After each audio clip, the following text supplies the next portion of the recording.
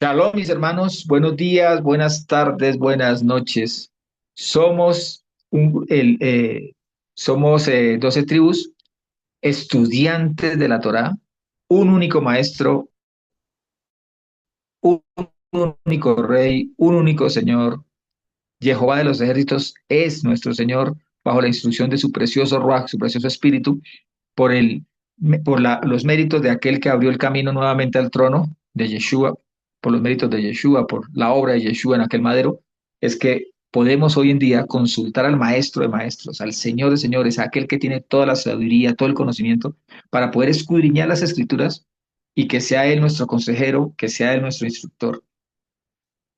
Todo lo que estamos compartiendo es fruto del estudio, pero es el Eterno sigue siendo el Eterno y nosotros seguimos siendo humanos. El Eterno sigue siendo perfecto, sin error alguno, pero nosotros sí cometemos errores.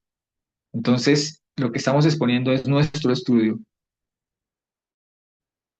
y confiamos en que así como nos alimenta, sea alimento para otros. No somos repetidores de la ortodoxia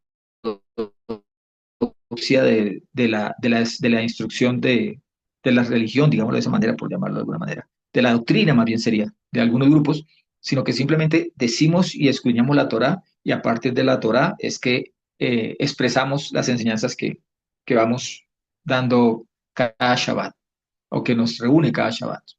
Venimos estudiando el libro Apocalipsis, llegamos y estudiamos la segunda bestia, o sea, el falso profeta. Hay algunas personas que dicen, no, la bestia es, por ejemplo, aquel señor que se hace llamar Poteidos, ¿sí? Que se hace llamar aquel tubérculo y que habita en un lugar donde habitaría también Batman, en el Vaticano. Eh, Dicen que ese es el anticristo.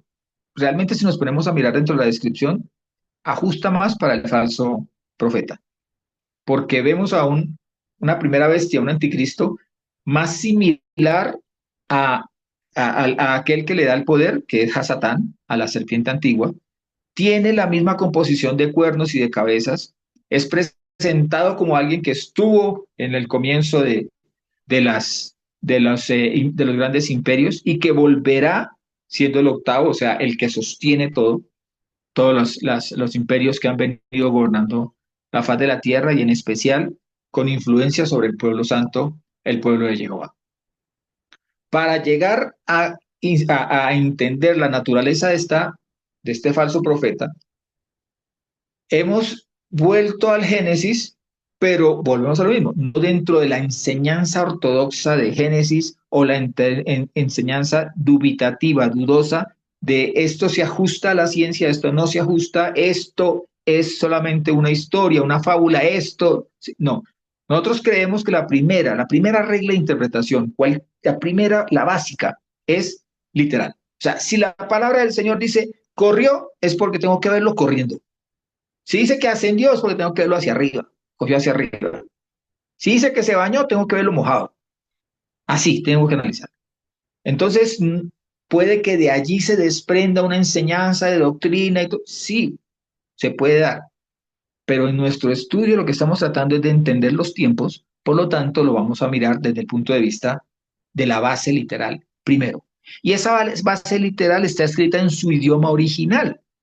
Entonces tengo que ver que el idioma, la lengua santa, de la cual el mismo Pablo dice que qué le debemos al pueblo judío, al pueblo hebreo, que ellos son guardianes de la lengua santa, es el hebreo.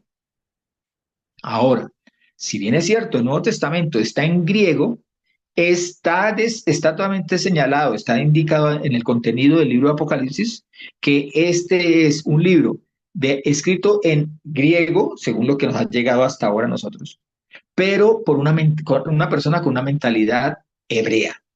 Entonces, como vemos en el Nuevo Testamento, todo el contenido del Nuevo Testamento tiene elementos que podemos llevar al Antiguo Testamento, a lo que se conoce como Antiguo Testamento, o al Tanaj, y entender desde el hebreo qué nos quiere decir.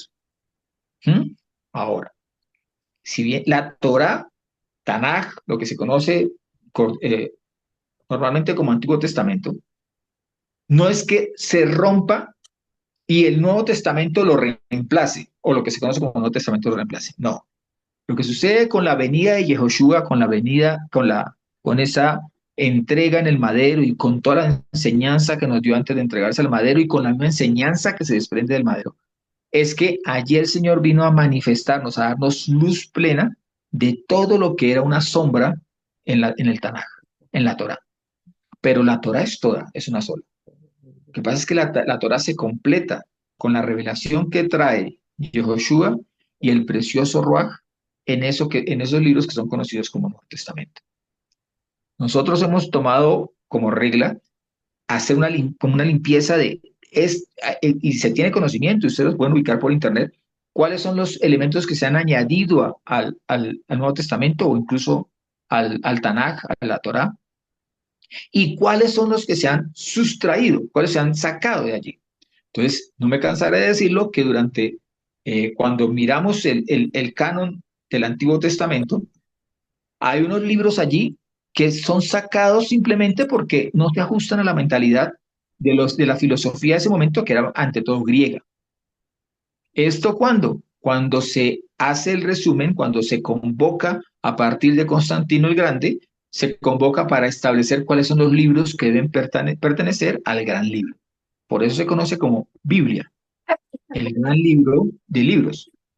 Ahora, entonces, para hacer esto hemos vuelto al Génesis, mirando hacia el Génesis, pero también queremos hoy sentar las bases de qué es lo que vamos a ver. O sea, nosotros ya volvimos allí, entendimos incluso hasta allí quedamos básicamente, la salida de Adán y Eva, del Gadén, y lo que viene, lo que sobreviene como eventos, que allí es donde se manifiesta esa coexistencia entre seres espirituales y el, la ambición humana siendo usada por estos seres espirituales.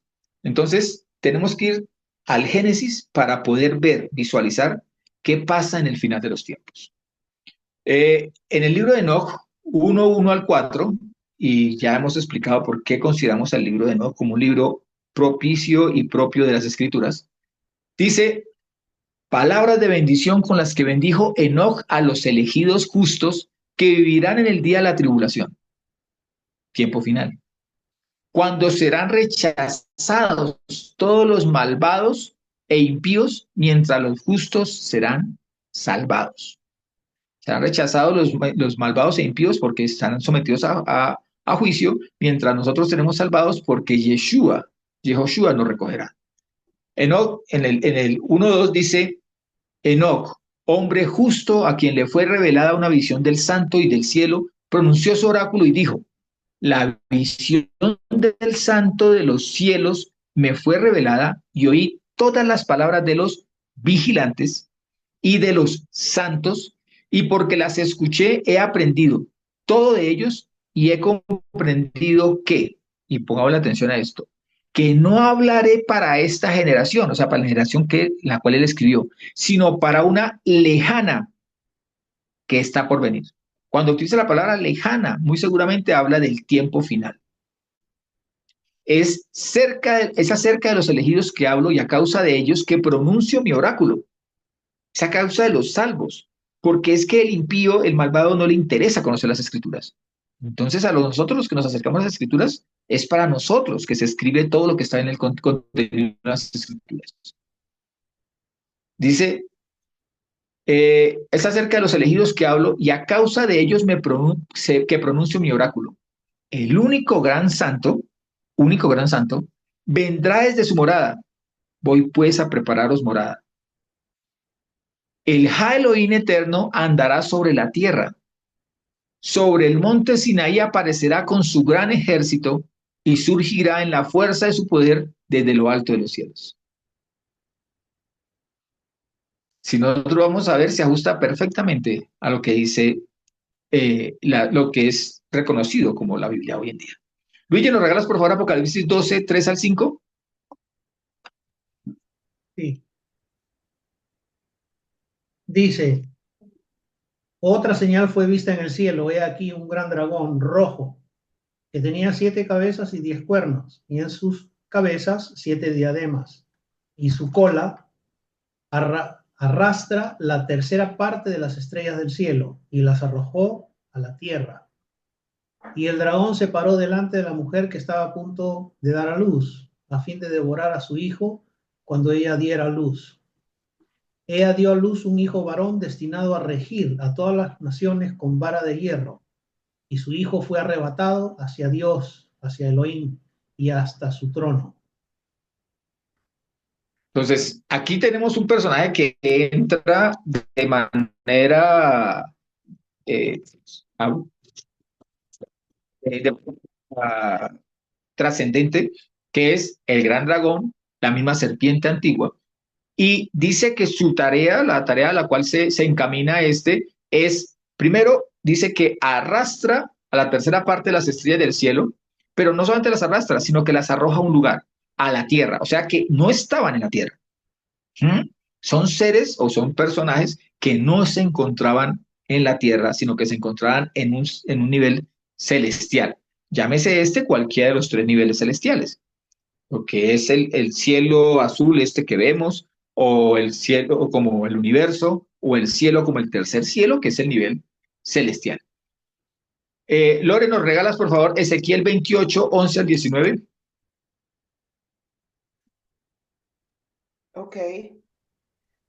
Vino a mí palabra de Yahvé diciendo, Hijo de hombre, entona endechas sobre el rey de Tiro y dile, así dice Adonai Yahvé, tú eras el sello de la perfección, lleno de sabiduría y acabado de hermosura. En Edén, en el huerto de Dios estuviste, de toda piedra preciosa era tu vestidura, de comerina, topacio, jaspe y crisólito, de berilo y ónice, zafiro y carbuncio, de esmeralda y de oro. Los primores de tus panderos y flautas estuvieron, preparados para ti en el día de tu creación. Tú, querubín ungido, protector, yo te constituí para esto. En el santo monte de Dios estuviste, en medio de las piedras de fuego te paseabas. Perfecto eras en todos tus caminos desde el día que fuiste creado hasta que se halló en ti maldad. A causa de la multitud de tus contrataciones, fuiste lleno de iniquidades y pecaste. Por tanto, yo te degrado del monte de Dios y te destruyo, oh querubín protector, de en medio de las piedras del fuego. A causa de tu hermosura se enalteció tu corazón. A causa de tu esplendor corrompiste tu sabiduría. Yo te arrojo por tierra y delante de los reyes te pondré por espectáculo. Con la multitud de tus maldades y con la iniquidad de tus contrataciones profanaste tus santuarios. He aquí yo hago brotar en medio de ti un fuego para que te consuma y te reduzca a ceniza sobre la tierra a ojos de todos los que te observan. Todos los que te conocieron entre los pueblos se asombrarán de ti. Espanto serás y para siempre dejarás de ser. Amén. Está describiendo allí a la serpiente antigua llamado Diablo y Hasatán. Y nos está diciendo quién era antes y quién es después. Antes y después de qué? Del pecado. Allí dice claramente, dice, pecaste y por lo tanto yo te degrado del monte de Elohim, del monte de Dios, por causa de tu pecado. Pero miren lo que viene. Él dice, ¿cuáles son las características? Era el sello de la perfección. O sea, era lo último que crea el Señor. No era que Él fuese la perfección misma, no, sino que era lo último que se crea en perfección. ¿Por qué? Porque éste iba a estar delante de la presencia del Señor juntamente con aquellos que entonan santo, santo, santo y que entonan alabanza y adoración. Por eso no es para el uso, no es para la alabanza de Él, que dice allí que para Él, dice, los primores de tus panderos y de tus flautas estuvieron preparados para el día de tu creación. O sea, estaban esperando por Él, los instrumentos estaban esperando por Él, porque era la persona que iba a dirigir a todos aquellos serafín que estaban delante de la presencia del Señor. Luego entenderemos que hay una, digámoslo, por decirlo de alguna manera, por una descripción somera, podemos decir que está el trono del Eterno, está en el centro, luego siguen todos los serafín que están interpretando alabanzas al Eterno, pero entre ellos y el trono tiene que estar el director. Allí se ubicaba Hasatán como querubín que dirige la gran orquesta. Estaba vestido de cuanto ropaje de piedras preciosas se pueden imaginar: jaspe, crisólito, esmeralda, oro. En pocas palabras, era todo un rockstar, con todo su brillo, con todo su esplendor estaba allí. Pero tenía otras características. Dice que era lleno de sabiduría. Tenía pleno conocimiento en muchos aspectos, en muchas cosas. Como sucede con un director de orquesta. Puede que no sea el más versado, la persona que tenga el mejor dominio de la flauta, pero sabe interpretar y por eso puede corregir al de la flauta, puede corregir al del tambor, al del piano, y demás. Al de los del viento, todo eso los puede corregir porque tiene conocimiento sobre esos instrumentos, aun cuando no sea el más virtuoso para esos instrumentos. Luego lo llama acabado de hermosura. Tenía una apariencia, una belleza externa, pero además de eso se complementaba con una vestidura espectacular, esplendorosa. ¿Hasta cuándo? Bueno, y tengamos en cuenta que allí el Señor lo llama querubín ungido, lo llama así. Pero ¿por qué era ungido? Porque tenía que estar limpio delante de la presencia del Padre. No significa que fuese ungido como el Mesías, si lo fue, como Mashiach lo fue. Este tenía una misión especial: estar delante de la presencia del Eterno. Circunstancia que él alimentó y malinterpretó porque se encontraba siempre dándole la espalda al Eterno. Fijémonos en la posición que yo les digo: está el trono, Hasatán, y está el coro. Por lo tanto, él, cuando veía el coro, lo veía dirigirse hacia dónde, hacia él. Pero es que pasaba era por él, porque el que se alababa era el que estaba a sus espaldas, aquel que está sentado en el trono, al Rey de Reyes y Soberano Eterno. Luego le dice: protector, yo te constituí para esto. ¿Para qué? Para ser protector. Cuando vemos esta palabra protector, estamos viendo a alguien que conjuga todo lo que hay, que puede entretejer todo lo que hay allí para poderlo interpretar, para poderlo manifestar con belleza delante del trono de la gracia. Ahora, dice que es a causa de todo ese esplendor, de toda esa belleza, que él corrompió su sabiduría. Se quiso ocupar el lugar de aquel a quien era la alabanza a la cual él dirigía. Ahora, ¿qué pasó? Miremos lo que dice, por favor, Luigi, Apocalipsis 12, 7 al 14. Sí.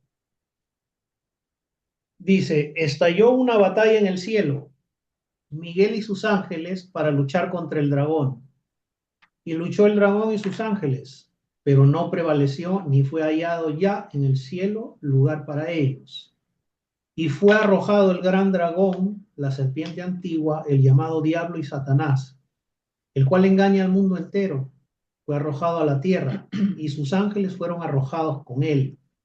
Entonces oí una gran voz en el cielo que decía, ahora ha venido la salvación y el poder y el reino de nuestro Elohim y la soberanía de su ungido, porque fue arrojado el acusador de nuestros hermanos, el que los acusaba día y noche delante de nuestro Elohim.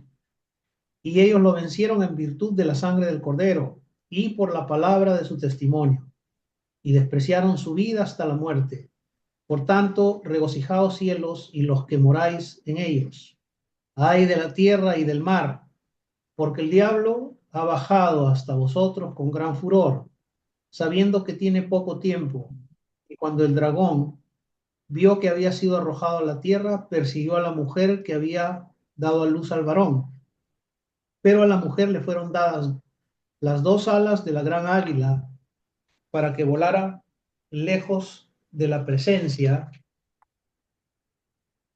de la serpiente, al desierto, a su lugar, ahí donde es alimentada por tiempos y medio tiempo. A Satán está delante de la presencia del Señor, se llena de orgullo, se revela, se manifiesta y arrastra a otros para que le sigan en su rebeldía, y se presenta una gran batalla en la cual Miguel y sus ángeles se enfrentan contra Hasatán y sus ángeles, y Hasatán y sus ángeles son vencidos. Allí es donde se presenta que son arrojados todos estos. ¿Y por qué dice que en la primera parte donde leímos que decía que era Hasatán quien arrastró con su cola, ese dragón arrastró con su cola y los arrojó a la tierra? Lo que está diciendo allí es que cuando él es arrojado, alguna de lo estudiamos ya, la suerte de lo principal la sigue lo accesorio. Entonces, la suerte o lo que le correspondió vivir a Hasatán, lo siguió a aquellos que le siguen en el reino celestial, y va a suceder lo mismo porque los que le siguen en el reino terrenal, en este nivel terrenal, también van a ser arrastrados a la suerte, a la condena que viene sobre Hasatán, el falso profeta, la primera bestia o anticristo, que los engañarán, pero el hecho de que sean engañados no significa que los exceptúe de vivir el castigo, de vivir el mismo castigo que habrá de vivir esta serpiente antigua llamada Diablo, a Satán, el dragón, como quiera que lo llame las escrituras. Apocalipsis 20, 1 al 3, por favor, Luigi. Ok. Dice, y vi un ángel que descendía del cielo teniendo la llave del abismo y una gran cadena en su mano, y prendió al dragón, la serpiente antigua, que es el diablo y Satanás, y lo ató por 1000 años, y lo arrojó al abismo, y lo encerró, y puso un sello encima de él, para que no engañara más a las naciones, hasta que se hayan cumplido los 1000 años. Después de estas cosas, es necesario que él sea desatado por un poco de tiempo. El plan del Señor también tiene unos elementos, unos puntos en los cuales se hace necesario que algo acontezca. Así como se hace necesario que primero venga todo este desorden de apostasía para que se anuncie la venida del Mesías, pero también es necesario que primero venga el anticristo, el que antecede a Mashiach, al Mesías, también es necesario que venga. Todo eso se hace necesario porque está trazado como elementos puntuales sobresalientes dentro del plan para los tiempos finales. Así mismo también está diciéndonos acá, Hasatán, no podemos decir que Hasatán esté en prisiones eternas y que esté allí y no pueda obrar, porque entonces, ¿cómo hizo para hablar en el desierto con Yehoshua? ¿O cómo hizo para tentar, como lo dice el mismo Yehoshua al hablar de, de la traición de Judas? Entonces, él se encuentra en un nivel invisible, pero está sobre la faz de la tierra. ¿Puede penetrar a lo profundo? Sí, porque el nivel en el cual se mueven estos querubín, como ya vimos que así se le llama un querub, ¿sí? Querubín protector, le llaman incluso a Satán, es que se pueden desplazar en cualquiera de estos niveles, y como conforme a la ley humana, el que puede lo más, puede lo menos, el que puede vivir, transitar en esos niveles de celestiales, llámese lo que les digo, el firmamento que vemos que está abierto a la vista, o el que existe interplanetariamente, o el nivel celestial del trono del Señor, el que puede eso puede también manifestarse a este nivel material. Entonces, dice que Hasatán, este diablo, esta serpiente antigua, es apresado por un ángel. Lo toma un ángel. Lo arroja al abismo, allí sí es arrojado al abismo. Y es encerrado, pero le determina el tiempo, por 1000 años es encerrado. ¿Qué pasa durante esos 1000 años? Pues que como lo veremos en detalle, el antimashia o anticristo o primera bestia, juntamente con el falso profeta o segunda bestia, una bestia que viene del mar y la bestia que viene de la tierra, se encargarán de ir engañando a la tierra y sometiéndola a su voluntad. ¿Para qué? Para que los adoren a ellos y no adoren al eterno, al único Dios verdadero, digno de alabanza.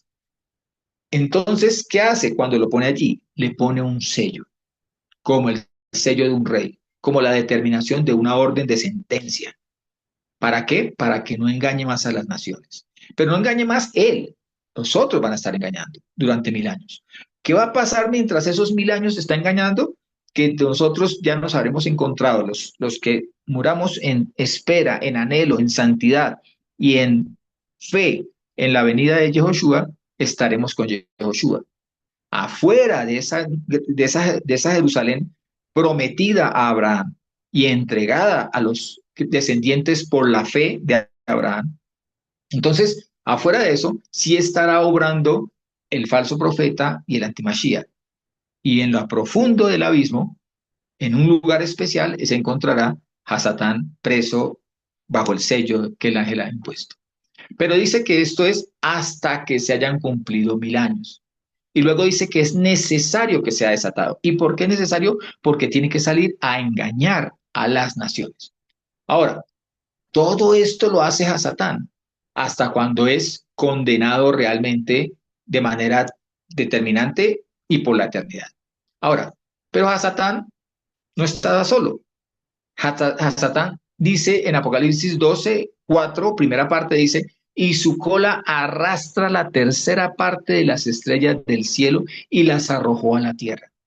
Sobre aquellos en los cuales él tenía la batuta, la influencia, a muchos de ellos engañó, a multitud de serafín los atrajo a la rebeldía, a la posibilidad de supuestamente reinar por encima de aquel que es Rey de Reyes y Señor de Señores, y los engañó para ser arrastrados a caer también juntamente con él a la tierra. Martica, ¿nos regalas Ezequiel 28:13, por favor? En Edén, en el huerto de Dios estuviste. De toda piedra preciosa era tu vestidura, de cornerina, topacio, jaspe y crisólito, de berilio, ónice, zafiro y carbuncio, de esmeralda y de oro. Los primores de tus panderos y flautas estuvieron preparados para ti en el día de tu creación.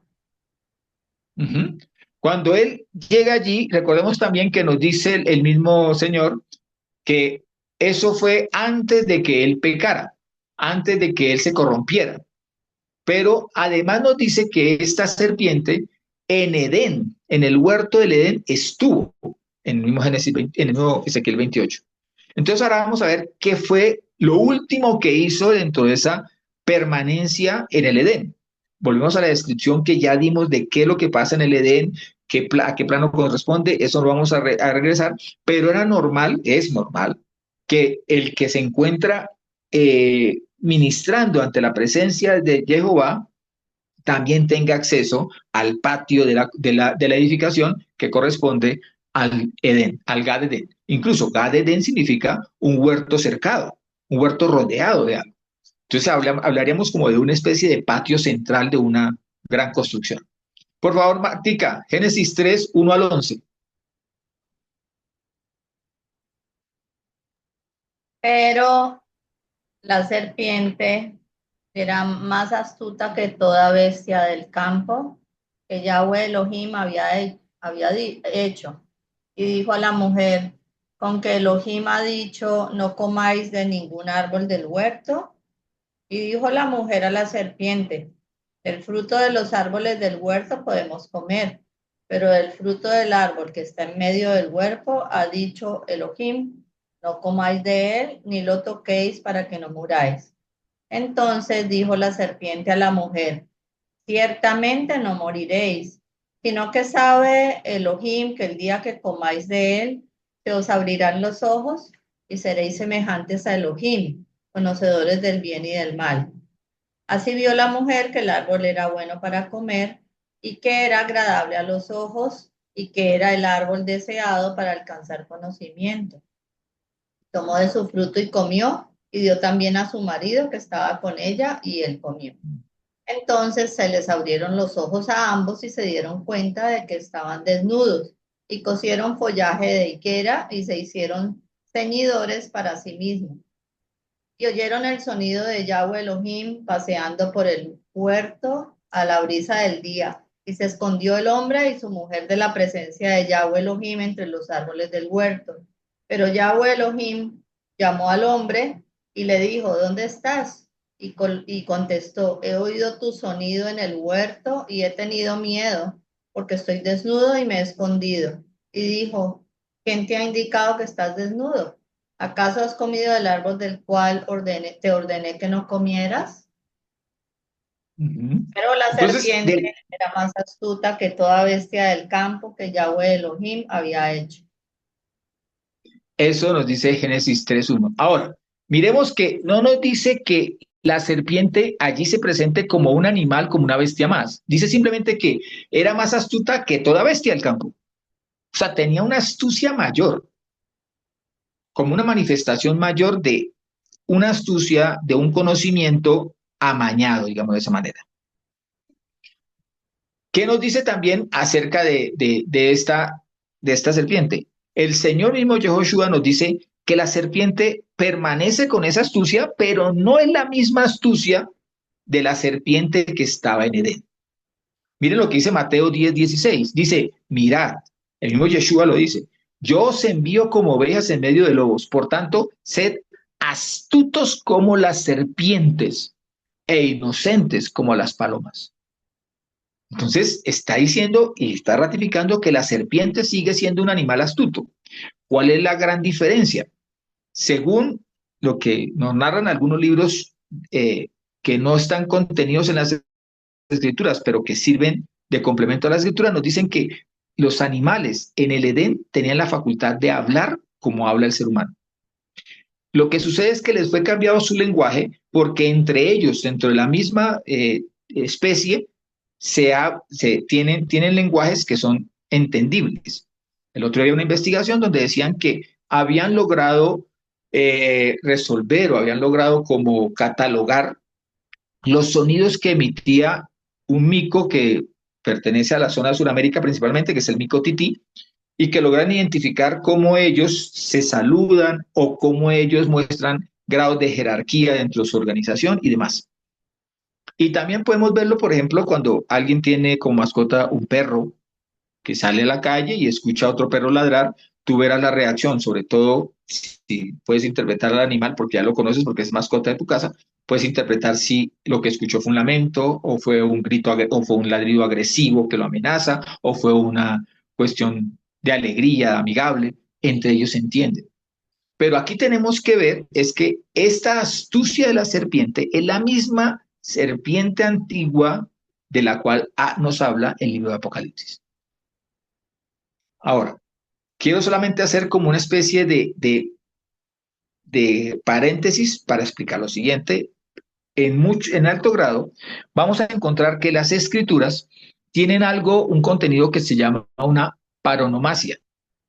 La paronomasia, según la Real Academia de la Lengua, es una semejanza formal entre dos palabras y una figura retórica que consiste en juntar dentro de la frase voces con sonido semejante. Esta dice, según lo que dice la Real Academia de la Lengua, esta es la forma etimológica y mayoritaria y la que ha dado lugar a los derivados paronomia o paronimo. Es por ello preferible a la variante paronomasia de uso hoy minoritario. O sea, la misma palabra describe un mismo tipo de frase, digámoslo así, o de fenómeno lingüístico, o de figura lingüística, figura retórica. Dice, la paronomasia o paronomasía o agnominación o adnominación o annominación o prosonomasia es un recurso fónico que consiste en emplear paronimios o parónimos, palabras que tienen sonidos semejantes pero significado diferente. La paronomasia es una figura retórica en la que se utilizan palabras con sonidos similares pero cuyo significado es diferente, en posición cercana dentro de un mismo discurso. Entonces aparecen ejemplos como 3 tristes tigres comen trigo en un trigal. O entre casado y cansado solo hay una letra de diferencia. Forman parte de la retórica. Me hizo acordar de que en Colombia hubo un programa cuyo nombre era Casos y Cosas de Casa. Eso es una forma de utilizar la paronomía. Ahora, la paronomasia o paronomia tiene dos tipos. El politotón, que implica la conjugación del mismo verbo en varias ocasiones, por ejemplo, cuando dicen, como quieras que quieras, si no me quieres, como quiero que me quieras. Entonces, es la misma palabra, pero utilizada de diferentes maneras. O el parequesis, que consiste en el uso de varias palabras que tienen la misma raíz o forman parte del mismo étimo. Por ejemplo, hacer y deshacer, todo es que hacer. Entonces, ¿por qué hago énfasis en esto? Porque, por ejemplo, cuando el ángel se le aparece a Miriam, a la Virgen María, le dice, y le pondrás por nombre Yehoshua, porque éste salvará a su pueblo del pecado. Y entonces la palabra este salvará es la palabra Yoshia, porque este Yoshia. Allí hay un juego de palabras para entender que nos está hablando del Salvador, pero también nos está hablando del Padre Eterno. Entonces, dentro de estos juegos de palabras, el Señor nos enseña algo, nos instruye en algo. Entonces, ya que estás en Génesis 3, Martica, léeme Génesis 3:13. Habló Yahweh Elohim a la mujer. ¿Qué fue lo que usted hizo? Habló la mujer. La serpiente me engañó, así que comí. La palabra en el hebreo es Haisha Nahasha Hishani. Entonces, allí utiliza dos palabras muy similares, que es serpiente y engaño. La serpiente me engañó. La serpiente es la palabra Nahash. El Strong 5175 significa serpiente o que tiene lengua o que tiene apariencia de serpiente o que tiene lengua, apariencia y lengua de serpiente, o que tiene apariencia, lengua o forma de serpiente, o que habla como la serpiente. Esa es la palabra Nahash. Pero también está la palabra Nehoshet. Es el Strong 5178. ¿Qué significa? Algo que brilla como el bronce. Bronce pulido o luminoso. Nahash, también en el Strong 5172, que es lo que les digo. Todo esto es a partir de la misma palabra Nahash como serpiente, es un adivino con un amplio conocimiento. Pero cuando utiliza la palabra engañar, utiliza la palabra Nashk, que es el Strong 5377. Engaño, engañar o ser engañado. Entonces, nos está diciendo en una misma frase, en la respuesta de la mujer, que este ser, que es diferente a los demás seres, porque también nos indica una serpiente cuyo cuerpo parece de bronce refulgente, bronce brillante, es la que la engaña, la que la nashka a la mujer. Lore, ¿me regalas por favor Jeremías 49, 14, 16? Sí. Un mensaje he oído de Yahvé. Un embajador es enviado a las naciones. Juntaos y venid contra ella y subid a la batalla. He aquí te hago pequeña entre las naciones y despreciada entre los hombres. El terror que inspirabas y la soberbia de tu corazón te ha engañado. Oh tú que habitas en las hendiduras de la peña, aunque hagas tu nido como el águila, de allí te haré bajar, dice Yahvé. Cuando el Señor lo expresa a un pueblo determinado.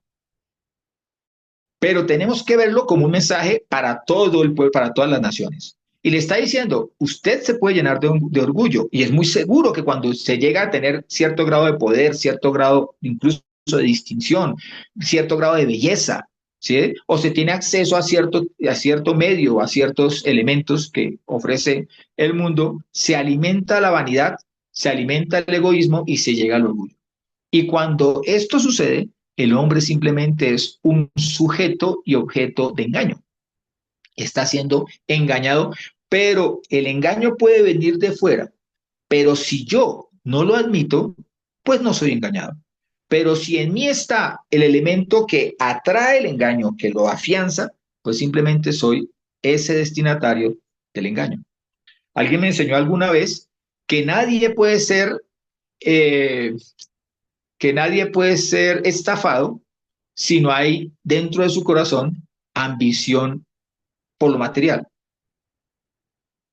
Y puede ser cierto, o es cierto.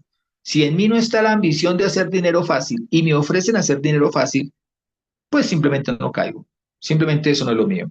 O cuando me ofrecen ganancias extraordinarias, simplemente tendré la prudencia necesaria para analizar las cosas sin tener la ambición por hacerme adinerado, por hacerme rico.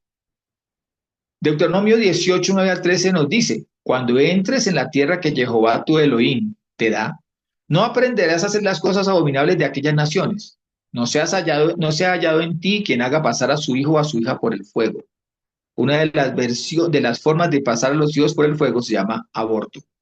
O entregarlo al maligno a través de las prácticas que hoy en día se enseñan para que los niños elijan su sexualidad desde los 6 años con un énfasis ya marcándoles el camino para que se entreguen al homosexualismo y demás perversiones sexuales. Ni quien practique adivinación. Y vimos que Nahash también significa un adivino poderoso, ni hechicería. Esto es que sea sortílego o hechicero, ni encantador, ni medium o mago, ni evocador, ni invocador de muertos. Porque cualquiera que hace estas cosas es abominable a Jehová, y por causa de esas abominaciones, Jehová Elohim los expulsa de delante de ti. Perfecto será delante de Jehová tu Elohim. Por esas cosas como esos adivinos, esos gurús, es que el Señor dice, por eso los expulso a ellos. No sigan el ejemplo, porque si no, seguirán también el camino de ellos, serán expulsados. Martica nos regala segunda a los Corintios 11, 3, 4. Pero temo que así como la serpiente con su astucia engañó a Eva, así sean desviados vuestros pensamientos de la sinceridad que es en el Mashiach. Porque en verdad, si el que viene proclama a otro Yeshua, al cual no predicamos, o recibís otro espíritu, el cual no recibisteis, u otro evangelio, el cual no aceptasteis, bien lo soportaríais. Ahora, miren lo que sucede como consecuencia de esa aceptación del engaño de Satán que tuvo Adán y Eva.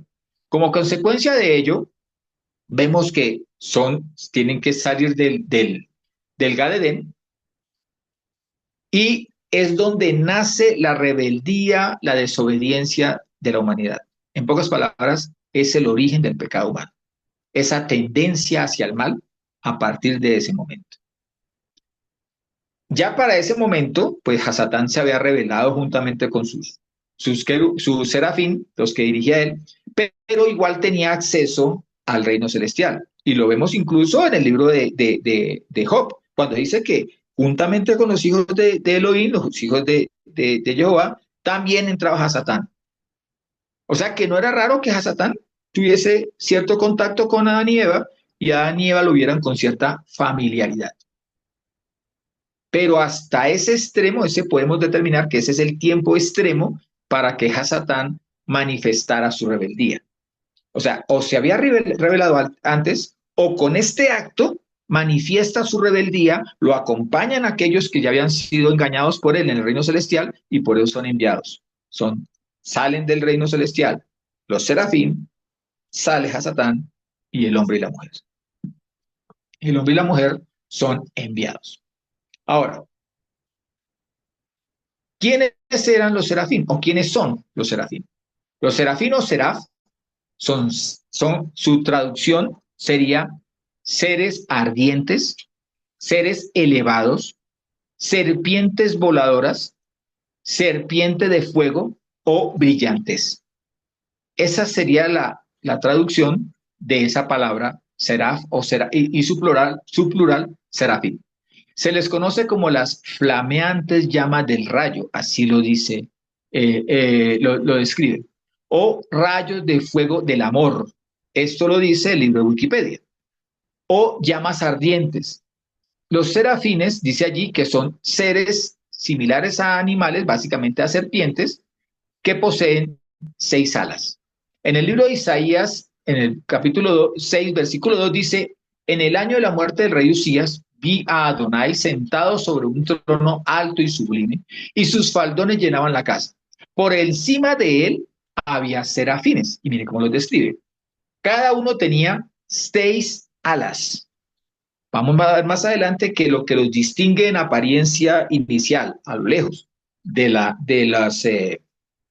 los querubín, son que estos poseen 6 alas, mientras el querubín tiene 4 alas. Y por eso lo llevamos a verlo cuando aparecen los que eran como saltamontes, como langostas, se le distinguen como langostas porque tienen 4 alas. Ya vimos eso, entonces no vamos a volver sobre el tema, pero ya está visto.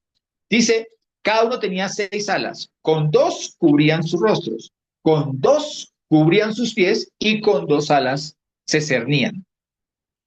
Y alterándose clamaban, o de manera efusiva, clamaban, Santo, Santo, Santo, Jehová Sabaoth. La tierra está llena de tu gloria. Lore nos regala Génesis, no, Martica, que estás en Génesis 3, 21, 24, por favor.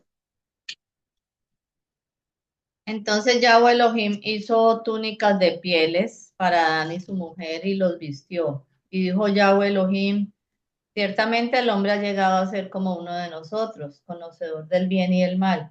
Y ahora no sea que extienda su mano y tome también del árbol de la vida y coma y viva para siempre. Y Yahweh Elohim lo expulsó del huerto del Edén para que trabajara la tierra de donde había sido tomado. Así pues, expulsó al hombre y situó querubines al oriente del huerto del Edén con la espada flameante que se resuelve para guardar el camino del árbol de la vida.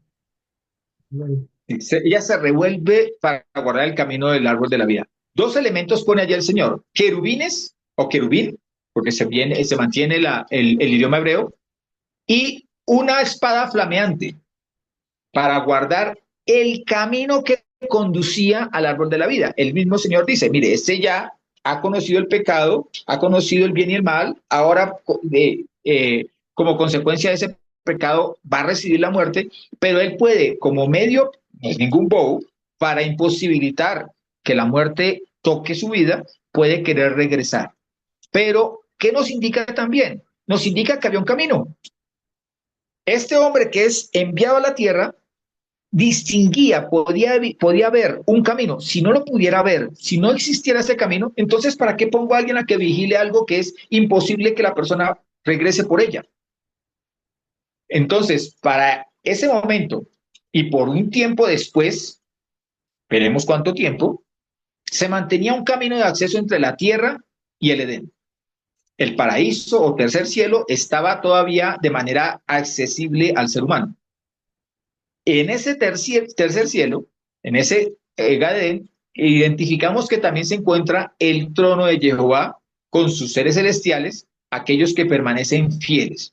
Y allí también se encuentra, como figura visible, como elemento visible, la Nueva Jerusalén, cuyo patio corresponde al Edén, según lo que hemos ya visto, dentro de lo que nos permite visualizar las Escrituras.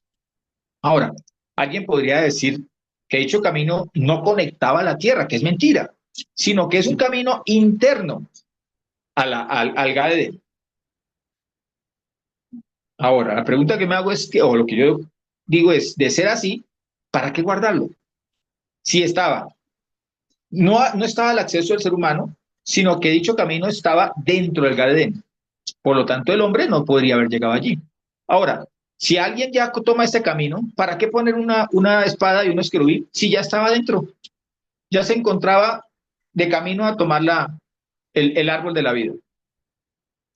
Ahora, el hombre fue enviado a la tierra, como dice la misma palabra, de donde fue tomado. Y por eso nosotros ya explicamos que el hombre es tomado de la tierra, pero llevado al Gadén, que es un nivel superior, un tercer cielo.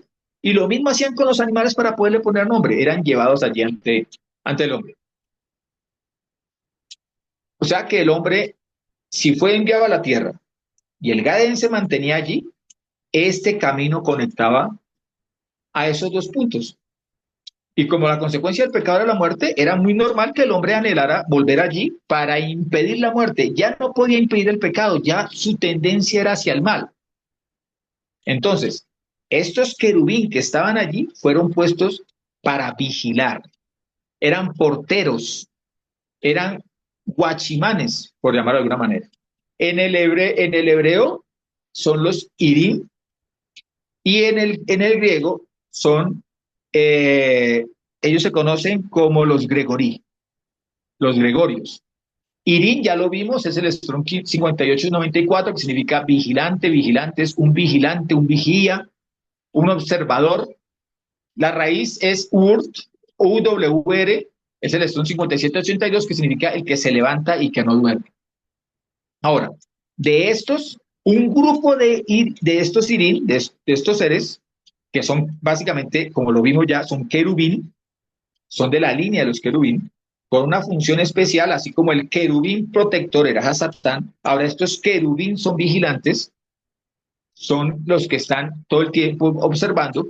Un grupo de ellos permanece fiel al Eterno, pero otro, que según el libro de Enoc corresponde a 200 de ellos, poderosísimos, cayeron con las mujeres y concibieron hijos con ellas. Ahora, según el libro de Daniel 4:14 dice, es la sentencia dictada por los vigilantes, los sirín, la cuestión decidida por los santos, o sea, está hablando no de los sirín que cayeron con las mujeres, sino de los sirín que permanecen vigilantes ante la presencia del Eterno. Si yo lo fuera a ver dentro de una figura terrenal, es como cuando el monarca tiene a la puerta a unos personajes vestidos dignamente, con unas, casi siempre con unas lanzas, con una especie de hacha en la punta, así lo muestran en las películas, los cuales permiten el acceso o niegan el acceso a las personas que quieren llegar al trono. Ahora, una parte de sus vigilantes que se ubicaban para guardar el camino, de esos 200, no creo que todos hayan caído, pero sí un número significativo, 200 de ellos, que habían sido ubicados para guardar este camino de acceso al árbol de la vida, dejaron sus puestos primero. ¿Para qué? Para merodear entre la vida de los seres que se encontraban en la tierra. Y merodeando allí pusieron especial atención al ser humano, a aquel que habían puesto a vigilar, para que no regresara, no para que lo persiguiera, no para que estuviese entrometiéndose en las actividades del ser humano, sino para que cuando lo vieran que se tomaba camino a acercarse al árbol de la vida, lo obstruyeran. Ahora empieza a inmiscuirse y ve el placer que entre los animales generaba el sexo, y muy en especial entre el ser humano, en su relación de cohabitación entre un hombre y una mujer. Entonces, ante eso, empiezan estos querubín a caer en el deseo carnal, que correspondería solamente a los seres humanos, o a los seres que estaban hechos para la tierra, porque estos eran seres hechos para la eternidad, eran seres espirituales, pero empezaron a sentir deseo carnal. Recordemos que en Ezequiel 28 ya se nos habla de que Hasatán es un querubín ungido protector, pero que pecó. O sea que los querubín y los serafín, por más que sean seres celestiales, no están blindados contra el pecado. Pueden caer en pecado, pueden renunciar al ministerio que el Señor les da y desafortunadamente pueden rebelarse contra el Eterno, siendo seres espirituales. Ahora, ¿qué es un querub? Ya vimos lo que es un serafín, una serpiente voladora de fuego. Vimos que la serpiente Nahash, de la que habla para el referirse a Apocalipsis como la que estaba en el Edén, era una serpiente brillante porque tenía como si fuera un cuerpo de bronce muy bien pulido, entonces era brillante. Pero recordemos que la palabra seraf también significa brillante y significa serpiente. Y recordemos que si vamos a Centroamérica, a México, allí encontramos el templo de la serpiente voladora de fuego, porque serpiente de fuego también significa la palabra seraf o serafín en plural. Entonces, se ajusta a muchos de los personajes que podemos ver y vamos a estudiar dentro de las leyendas de los diversos pueblos. Incluso en Egipto se han encontrado figuras las cuales su cuerpo, casi siempre pintado de un color o naranja o amarillo, indicando fuego, indicando bronce, están allí como si fueran figuras o de adoración o que tienen un mensaje o una función que cumplir aquí. Ahora, no estaba tan solo, les digo, los serafín, estaban los querubín, y la palabra querub, Strong 3742, significa un toro. Ahora, es uno de los primeros significados, un toro, así como la otra era serpiente. Y si vamos a mirar dentro de los egipcios, hay unos sarcófagos que generan gran misterio por el detalle en cómo lo hicieron, lo pesado que son y cómo se nota que lo que intentan era que algo que iba a quedar allí no pudiera salir, y eran las tumbas del toro Apis. Así era conocida, y lo que les digo, todo eso tendremos que estudiar. Pero en muchas mitologías no solamente es el toro Apis, sino que en muchas mitologías el toro es concebido como el origen de toda la creación. El toro querub. Ahora, también significa los próximos, los de la segunda línea. Si dijimos que estaba el trono, tras el trono se encontraba la segunda línea, la línea de los querubín. El único querub que los antecedía era Hasatán. También significa plenitud de conocimiento, por la descripción que les digo. Cada querub tiene un conocimiento específico, profundo y pleno de un mismo tema. El que sabe metales, el que sabe sabe plantas, el que sabe interpretar las señales del cielo, el que sabe, cada quien tiene un conocimiento profundo. Ahora, los querubín tienen la característica que tienen 4 alas. Ezequiel 1 al 5 y el mismo Ezequiel 1 del 11 al 14 nos dice, de su centro emergía una semejanza de 4 seres vivientes y su apariencia era como la semejanza de hombres. Cada uno tenía, o sea, en su aspecto del cuerpo entero, cada uno tenía 4 caras y cada uno de ellos tenía 4 alas. Sus piernas eran rectas y sus pies como pezuñas de novillo y centelleaban a la manera de la refulgencia del bronce incandescente. Por debajo de sus alas tenían brazos humanos a los 4 lados y los 4 tenían sus caras y sus alas. Ahora saltémonos al 11. Dice, sus alas estaban desplegadas hacia arriba.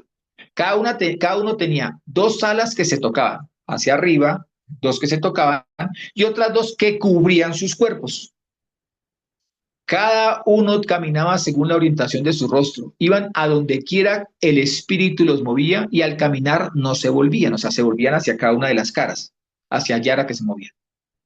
En cuanto a la semejanza de los seres vivientes, su apariencia era de ascua de fuego, brillantez, encendida como antorchas, que andaban de un lado al otro entre los seres vivientes y había un gran resplandor por el fuego del cual salían relámpagos y los seres vivientes corrían y volvían como si fueran destellos de relámpagos. Todo nos habla de brillantez y ya vimos que en el libro de Enoc dice que a cada uno de ellos les fue dado un fuego como señal. Ahora, mírense, y estamos implementando una abrebocas a lo que viene en el próximo estudio, los persas también incorporaban querubs, ¿sí? Dentro de sus como guardianes de los templos. El que se ha logrado evidenciar más y que se ha logrado restaurar con mayor es Persépolis, en Irán, el sitio para Perseo, donde encontraron figuras de Mitra con cuerpo de hombre, cabeza de león y 4 alas. Para que vayamos entendiendo que, como ya vimos, dice allí que estos fueron los que con su nombre escondieron el nombre del Todopoderoso. Así lo estudiamos en la ocasión pasada. Pueden verlo, a ver si... Y lo estudiamos desde el hebreo. Entonces, estos seres, estos tirín, que cayeron con las mujeres, también en consecuencia generaron otro tipo de adversario del cual poco se nos habla, o por lo menos sabemos, hemos escuchado hablar de ellos, pero no sabemos de dónde proceden. Por favor, Martica, tú estás en Génesis. Génesis 6, 1, 1, por favor. 1 al 3, por favor. Génesis, sí, 1 al 3. 6, 1 al 3. Génesis 6 del 1 al 3 dice, aconteció que cuando la humanidad comenzó a multiplicarse sobre la faz de la tierra y les nacieron hijas, los hijos de Elohim vieron que las hijas del hombre eran hermosas y tomaron para sí mujeres de entre todas las que habían escogido. Entonces dijo Yahweh, mi espíritu no permanecerá para siempre con el hombre, pues ciertamente él es carne y sus días serán 120 años.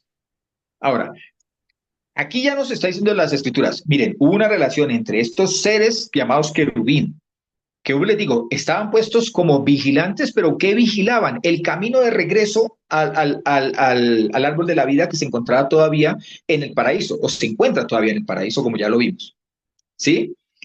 Vamos a tener que ver, o sea, no olvidarnos de esto para poder entender lo que viene cuando estudiemos Babilonia. El por qué se ubica donde se ubica, qué pasó con esta, por qué o sea, todo ese tipo de cosas que ya nos permiten abrir los ojos y decir, caramba, es mucho lo que se nos ha escondido, porque está allí en las escrituras, pero no lo han enseñado de otra manera. Miremos esta opción, por lo menos denos la oportunidad de presentarla para que la exploren, o la exploremos entre juntos. Entonces allí dice que estos tuvieron relación con las mujeres, y de esa relación, pues nacen unos seres, que más adelante los veremos, que son los llamados Nefilim o Nefileos. Lore, ¿me regalas Enoc 1, 4 y 5?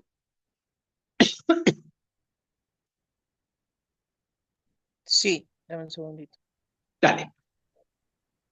El En Ja uno- Elohim eterno andará sobre la tierra, sobre el monte Sinaí. Aparecerá con un gran ejército y surgirá en la fuerza de su poder desde lo alto de los cielos. Y todos los vigilantes temblarán y serán castigados en lugares secretos. Y todas las extremidades de la tierra se resquebrajarán y el temor y un gran temblor se apoderarán de ellos hasta los confines de la tierra. Porque, miren, cuando empezamos leímos hasta el 4, o sea, involucramos nuevamente aquí el 4, porque nos habla de que este mensaje es para los postreros días, para los días finales. ¿Y qué nos está diciendo? En esos días finales, cuando vuelva a Elohim, cuando vuelva a estar, ¿quiénes son los primeros que temblarán? Los vigilantes. ¿Que dónde se encontraban estos vigilantes? En las extremidades de la tierra o confines de la tierra. ¿De qué confines nos habla? De los extremos. No, no está hablando de los confines de la tierra, de lo profundo de la tierra, del lugar de su habitación del cual habrán de emanar. Como quienes, como salen las langostas y los caballos, que tienen como líder a alguien llamado el Apolión o el destructor o el Avalón. Por eso, cuando miramos de manera integral las escrituras, a lo mejor parecerá eh, discutible, y tiene que serlo, lo que nosotros estamos diciendo, pero no nos podrá negar que la Biblia encaja perfectamente en ella misma para darnos, para enseñarnos, para instruirnos lo que estamos viendo. Ahora, por favor, ya estamos mirando que están en lugares secretos, en las extremidades de la tierra, pero miremos lo que dice Enoch 19:1. Por favor, Lore. Después, Sariel me dijo, aquí estarán los vigilantes que se han conectado por su propia cuenta con mujeres. Sus espíritus, asumiendo muy diversas apariencias, se han corrompido y han descarriado a los humanos para que sacrifiquen a demonios y ja Elohimes hasta el día del gran juicio en que serán juzgados y encontrarán su final. Estos que cayeron, estos querubín que cayeron con las mujeres, estos, al parecer 200, que estaban liderados por Shemihasa, eso lo estudiaremos más adelante, y que si nos vamos a mirar dentro de la redacción propia de las escrituras, luego Shemihasa es, digamos, superado por Azazel o por Asael. Pero miren que aquí lo que dice es que estos que tenían una cosa que podían hacer era asumir diversas apariencias. Si nosotros vamos a mirar las escrituras dice que el Señor castigó todo ser en el que había vida, desde el ser humano, animales, reptiles y hasta aves. ¿Por qué? Porque estos, vuelvo y les digo, viendo que la sexualidad no es exclusiva de los seres humanos, ni el placer sexual más allá de lo reproductivo es exclusivo del ser humano. También los animales lo experimentan. Entonces ellos se descarriaron a tal grado que utilizaron ese poder que tenían, esas facultades que le habían sido dadas por el Eterno, incluso ese conocimiento que recibieron del Eterno y que estaba en lo más interno de ellos, lo utilizaron para cambiar de apariencia y así se corrompieron. Dice, sus espíritus asumiendo muy diversas apariencias se han corrompido y como fruto de esa corrupción descarriaron a los seres humanos. Y una manifestación, duele a quien le duela, una manifestación clara de que alguien está bajo la influencia de esos seres vigilantes y que está bajo el dominio de ellos, aquí lo dice claramente, sacrificando a los demonios y a los Elohimes. Y cuando el mismo Shaul, el mismo Pablo, declara que el que adora las imágenes, a los demonios adora. Ahora, cualquiera me podrá decir, no, eso no es Enoch, no es de las escrituras, Enoch no es bíblico. Pues déjame decirte que Enoch es tan de las escrituras que tuvo que ser sacado y quiso ser eliminado. Así como mucho conocimiento nos ha sido eliminado, mucho conocimiento nos ha sido tergiversado, mucho conocimiento ha llegado a nosotros amañado y distorsionado. Pero las escrituras nos dicen que volvamos al camino antiguo. volvamos a la senda antigua, a la vereda antigua, volvamos a caminar sobre lo que la palabra nos dice desde el comienzo, desde el Génesis. Volvamos a mirar a las escrituras, aprendiendo de ellas y del precioso Ruach, y no volviendo a ideas de hombres, enseñanzas amañadas que para lo único que sirven es para imponer y apresar las mentes, imponer el concepto de uno sobre las mentes de muchos. Génesis 6, 4, 8, por favor, Martica. En aquellos días y también después, los nefileos o nefilim estaban en la tierra, pues toda vez que los hijos de Dios se llegaban a las hijas de los humanos, les engendraban hijos. Estos eran los poderosos que desde la antigüedad fueron varones de renombre. Y entonces Yahweh que la maldad del hombre se había multiplicado en la tierra y que toda forma de pensamiento de su corazón era solamente el mal continuamente. Y Yahweh sintió pesar de haber hecho al ser humano en la tierra y se entristeció en su corazón. Y dijo Yahweh, borraré sobre la faz de la tierra los seres que he creado, desde el humano hasta la bestia, el reptil y las aves de los cielos, pues me pesa haberlos hecho. Pero Noé halló gracia ante los ojos de Yahweh. Al Señor de lo que más le duele es la maldad del ser humano. Era su somos su creación más especial, sobre la que preparó todo para que nosotros pudiéramos disfrutarlo. Nos llevó a su sitio más exclusivo, delante, allí, al cerquitica, pegaditos a su presencia. Se paseaba con el ser humano todas las tardes. Hablábamos de tú a tú, se trataba cualquier tema, se hablaba de todo un poquito. El hombre se enriquecía con una sabiduría que no conocía límites. Así como Pablo mismo lo dice, que cuando él fue allí al tercer cielo, al paraíso o Gan Edén, le fueron reveladas cosas que es imposible que el ser humano las entienda y por más que le muestre simplemente un chispazo de ese conocimiento, aún así le es difícil al ser humano entenderlo y en muchos casos incluso lo tuerce.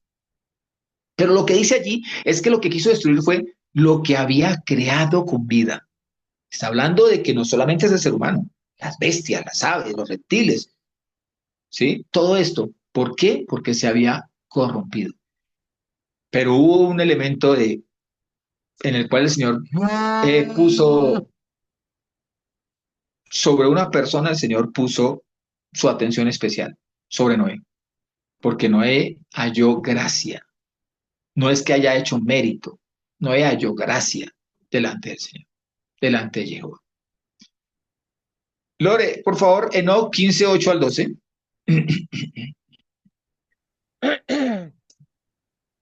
Y ahora los gigantes que han nacido de los espíritus y de la carne serán llamados en la tierra espíritus malignos, y sobre la tierra estará su morada. Los espíritus malos proceden de sus cuerpos, porque han nacido de humanos, y de los santos vigilantes es su comienzo y origen primordial. Estarán los espíritus malos sobre la tierra y serán llamados espíritus malos. Los espíritus del cielo tienen su casa en el cielo, y los espíritus de la tierra que fueron engendrados sobre la tierra tienen su casa en la tierra.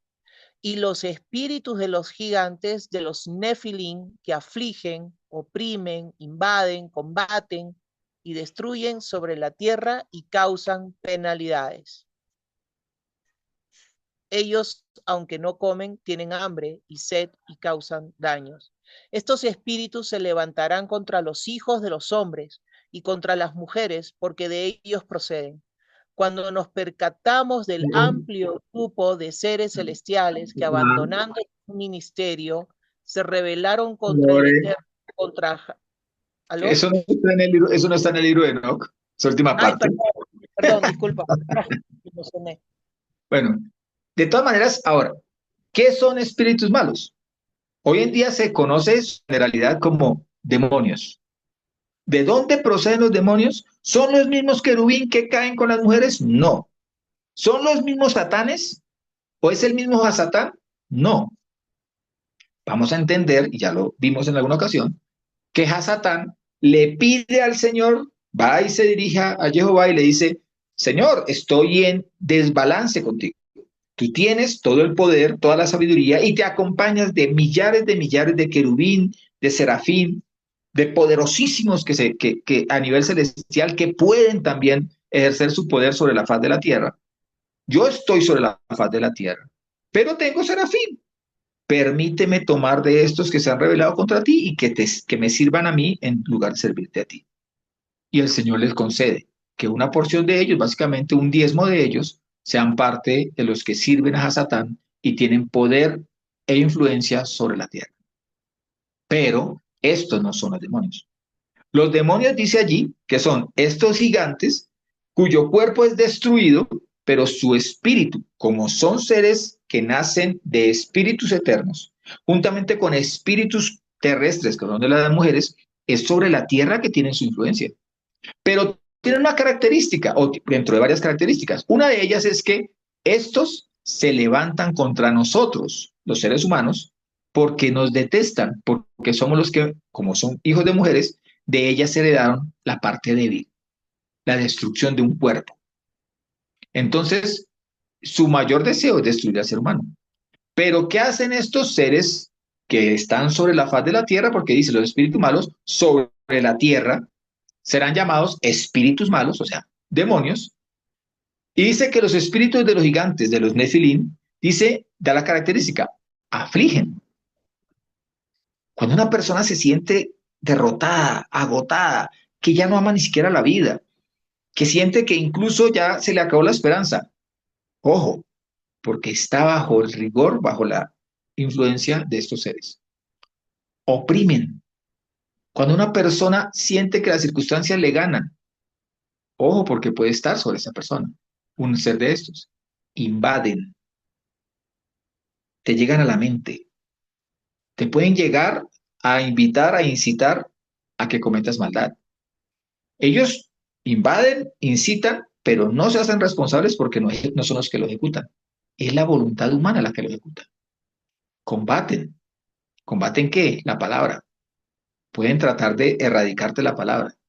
Pueden traerte pensamientos que controvierten la palabra y terminas más convencido, como lo hizo Eva en el Edén, de que efectivamente era más atractivo ese árbol que obedecer al Señor, que obedecer al Eterno.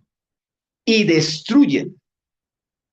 Recordemos que Apolión, Avalón significa el que destruye o el destructor. Por eso identificamos que ese ser que sale de allí y que luego se hace llamar la primera bestia o anticristo, no puede ser un ser enteramente humano. Utiliza a los humanos y ya lo está haciendo, porque él sale pero no se manifiesta abiertamente. Los utiliza para destruir a quienes, a los congéneres de los seres humanos, a nosotros, los seres humanos, y principalmente a los que creemos y testificamos en Yeshua y seguimos en obediencia a la perfecta palabra de Yahweh. Dice, causan penalidades. Por favor. Es decir, si descubrimos quién nos causa la penalidad y sabemos que Jehová por su sangre, por la sangre de Yehoshua, nos dio autoridad sobre estos, por favor, no podemos consentir ni a la opresión, ni a la aflicción, ni a los pensamientos negativos, nada de esto, ni a las penalidades las podemos consentir en nuestra vida ni en la vida de nadie. Luego dice, ellos no comen, tienen hambre y sed, dice, aunque no comen, tienen hambre y sed y causan daños. Alguna vez lo analizamos, que lo que sucedía a estos era que ellos se alimentan del temor. Ese es su alimento. Son seres espirituales que se alimentan de ese tipo de espíritu, el temor. Por eso el Señor nos dice, el perfecto amor echa fuera el temor. Y nos dice, Jehová es amor. Y también nos dice, yo los he amado. Y nos habla de que nosotros somos sus hijitos amados. Porque si nosotros nos mantenemos en el amor de Jehová, jamás podremos conocer o puede que nos lancen los dardos de aflicción, de opresión, de invasión del enemigo, de estos enemigos, pero no nos tocarán porque no pueden llegar a nosotros, el temor no nos puede llegar. Ahora, Cuando nos percatamos de este amplio, variado grupo de seres celestiales que abandonando su ministerio se rebelaron contra el Eterno, contra Elohim, contra Jehová y su ungido, Yehoshua, entendemos que nuestra lucha nos sobrepasa y no es posible enfrentarlos en nuestra humana fuerza, porque no corresponden a este plano. Pertenecen a un plano superior, pero tienen influencia y en gran manera, si el ser humano se lo permite, tienen control en este plano.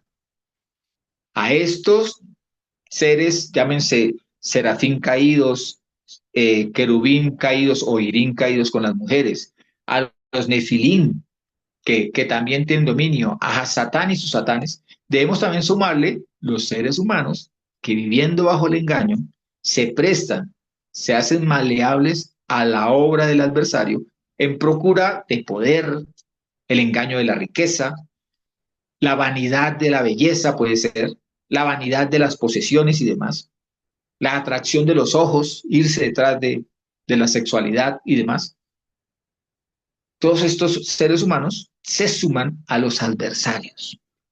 Por lo tanto, no está en nuestras fuerzas la posibilidad de derrotarlos, sino que tiene que estar en la fuerza de aquel y en el poder y sabiduría de aquel que es el Todopoderoso, el Padre que nos ama y que nos cuida y que nos está atento a nosotros todo el tiempo y que escucha nuestras oraciones y que nos revela su palabra y su perfecto plan, que nos abraza con su amor y nos rodea con sus alas de tal manera que el adversario no pueda tocarnos, que envía ejércitos de ángeles para combatir en nuestra defensa. Todo esto podemos recibirlo en obediencia, en adoración, en entrega al Todopoderoso, pero no en nuestras fuerzas. En nuestras fuerzas simplemente seremos uno más de los destinatarios del engaño de la serpiente. Salmo 52 nos dice: ¿por qué te jactas del mal, oh poderoso? La misericordia de Elohim es continua. Tu lengua maquina destrucción, produce engaños, como una navaja afilada. Has amado el mal más que el bien, la mentira más que el hablar justicia. Oh lengua engañosa, has amado toda suerte de palabras perversas. Por lo tanto, por lo que Elohim te derrumbará para siempre. Te arrastrará y te arrancará de tu morada. Él te desarraigará de la tierra de los vivientes. Verán esto los justos y temerán. O sea, nosotros tenemos que ver la consecuencia de la maldad en el malvado. Tenemos que ver la consecuencia de la maldad en el querubín, en el serafín. Tenemos que ver la consecuencia de la maldad en el Hasatán. Tenemos que ver la consecuencia de la maldad en el Nefilim. Para entender, para ser sabios. Dice, ved al hombre que no puso a Elohim como su baluarte, sino que confió en sus muchas riquezas y se hizo fuerte en su maldad. Pero yo estaré como olivo frondoso en la casa de Jehová, porque en la misericordia de Elohim confío eternamente y para siempre. Te daré gracias eternamente porque has actuado, y pacientemente esperaré en tu nombre, porque es bueno delante de los santos. El Señor nos ha guardado, nos cuida. Si nosotros vemos, aquí estamos viendo los personajes. Si vemos la cantidad de herramientas que utiliza la maldad para atacarnos, para seducirnos, para apartarnos del Señor, debemos con mayor decisión refugiarnos en el Todopoderoso. No por nada en este tiempo ha aparecido la inteligencia artificial para crear una falsa realidad, para generar un conocimiento amañado que nos aparte del conocimiento verdadero de las Escrituras. Por eso hay hombres que incluso convocan a la inteligencia artificial como el líder global, como aquel que toma decisiones por el hombre porque sabe más que el hombre y es más sabio que el hombre. Nos quiere reemplazar a todos, por lo que esta inteligencia artificial planea, diseña y desde luego ejecuta porque se le ha dado esa potestad de ejecutar. Estamos en un tiempo en el cual las armas del enemigo, las herramientas de las tinieblas son cada vez mayores. Y cada vez que nosotros vemos eso, no debemos temer, no debemos sentirnos oprimidos. Por el contrario, debemos acercarnos más al Señor, refugiarnos en Él y ver todo su poder actuar a nuestro favor. Ver cómo el Señor sale en nuestra defensa, ver cómo el Señor nos protege y nos ampara, cómo nos trae revelación del camino. Hay un lema que dice, soldado advertido no muere en guerra.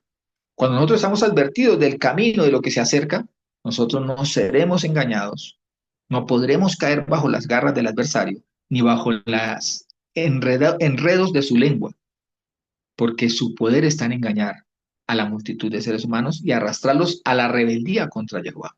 Un día lo consiguió con los serafín.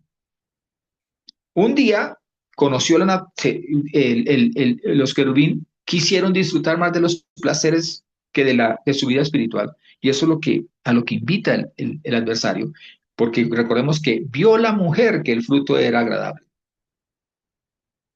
Así es de que todos estos están, sí, bajo la tutela, bajo la batuta de aquel que dirigía con la batuta la orquesta delante del cielo. Su nombre es Satán, el diablo, dragón, serpiente antigua. Pero más poderoso es aquel que ya lo venció en aquella ocasión, que lo ha vencido en múltiples ocasiones, que aplastó su cabeza en aquel madero, aquel que venció a la muerte y resucitó entre los muertos, y hoy en día está preparando morada para nosotros, pero un día regresará. Su nombre es Yehoshua. Allí está el verdadero poder, allí está la verdadera victoria, porque nada nos apartará del amor del Padre, que fue conquistado y fue sellado y entregado a nosotros ese amor a través de Yehoshua. Muchos adversarios aparecen en este tiempo final, cuya herramienta principal es el engaño y el fruto principal la rebeldía. ¿De quiénes? De aquellos que caen bajo su lengua, bajo su influencia. Nosotros nos guardamos y nos alimentamos de la palabra y somos guardados por el Eterno si permanecemos en él. No es tiempo de dudar, no es tiempo para mirar si en mi fuerza está, si en mi sabiduría está, si soy tan elocuente o soy tan conocedor. No, acerquémonos al Señor, acerquémonos a su palabra, tomemos de la miel que hay allí, disfrutemos de cada bocado, no querramos atragantarnos, vamos bocado a bocado y vamos a ver el perfecto plan del Señor y el perfecto plan de sus promesas para con nosotros. Cuidado, hay muchos adversarios, pero hay un refugio firme, hay un protector que sí es un protector eterno, que nos guarda siempre. Su nombre es Jehová, Yod-Heh-Vav-Heh. Es aquel que ha decidido y ha prometido guardarnos de la maldad de este mundo y es el único que tiene el poder y la fuerza para cumplirlo. Acerquémonos a él. No es tiempo de dudar, no es tiempo de razonamientos absurdos influenciados por estos seres espirituales que ya cayeron, sino que es tiempo de acercarnos a la palabra, escudriñarla y pedir y clamar al Eterno que nos traiga revelación de su voluntad. Shalom, mis hermanos. Shalom, hermanos, bendiciones. Hasta la próxima.